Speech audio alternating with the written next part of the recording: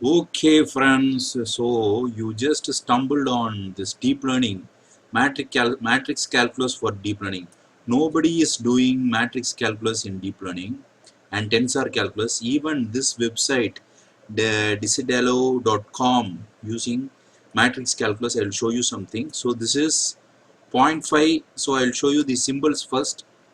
So plus is for addition, minus is for subtraction, and so and so for power, and these are all for determinant in the inverse matrix and everything. Okay, so now what happens is you have to matrix differentiation. You have to do matrix differentiation. This is highly different from, even I can tell you that there are main instances for this. Even the powerful matrix calculus, okay, like Mathematica or something, cannot do this. They have done it in SymPy, and in SymPy you can do this symbolic calculation. Okay, this matrix calculation, even Mathematica could not do it, but this has some error. I have tried it. I have used this GitHub code. So even in the Euro SymPy webinar they have discussed this. So this matrix calculus is somewhat very difficult to do. Okay, and this matrix differentiation is highly difficult. I'll show you some examples. For example, if I consider this x, actually in here 0.5 x transpose, you are transposing a vector. Okay, it is like this. It will get difficult. You cannot use normal things for this. As you can see, this symbol shows up. This symbol is actually kind of an operator. Okay, I'll show you what are these symbols, documentations that you can verify it. This is a tensor symbol. Okay, this is an Kronecker product. For identity matrix this is. So what happens is that when you just differentiate it, 0.5, this vector A is a matrix. Okay, so A is a symmetric matrix and X is a symmetric matrix, and you differentiate with respect to X, you get a very different kind of mathematics. This is very difficult to do even in present computer algebra systems. Okay, I will show you some other examples. Take this. Okay, let's take an trigonometric identity, and let me consider X is a matrix. So now I am consider this as a vector. Okay, when you put a matrix, what happens is that it is a third order tensor, cannot be displayed as a matrix. Okay, so this is a very difficult sum, so you have to know that.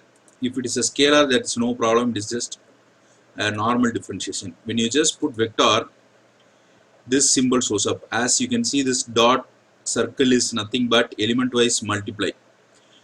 For each element you have to multiply. Okay, and this is very difficult when you go for Lagrangian in GAN, generative adversarial networks, or other advanced deep learning. This is very hard to do. Let me show you another example. Let us take this sum of log xp or something. Okay, this is somewhat very difficult. So now what happens is that, let me show you an example from Code Emporium. Okay, so this is an example from Code Emporium that they have just used this substitution. It is a very hard one to do. Y, and this is done by hand, only by chalkboard. You can't do. You can also do this whole substitution up to the end. You can do this. Okay, so let me show you in here. Let me close my face. As you can see from here, these are all done. Okay, these matrix or this type of calculation, kernelizing, and all those kernelization is very difficult to do even advanced computer algebra system. Only with this matrix calculus.org you can do it. And when you just want to differentiate with respect to W weights, so it just transformed into very difficult one. So this is completely a Lisp code or a kind of a code. Okay, so I have to show you another thing, Clifford package. Okay, Clifford package. This is a very advanced stuff. Clifford algebra in maxima. Okay, so Clifford algebra for maxima, you can see this. This is a really advanced stuff dealing with tensors in relativity. Okay, so let me show you this. So this is actually depends on Clifford symbol, Christopher symbols and everything. You can download and just put it on the maxima thing, and you can use this tensor manipulations. Okay, in maxima, tensor manipulations are really very hard.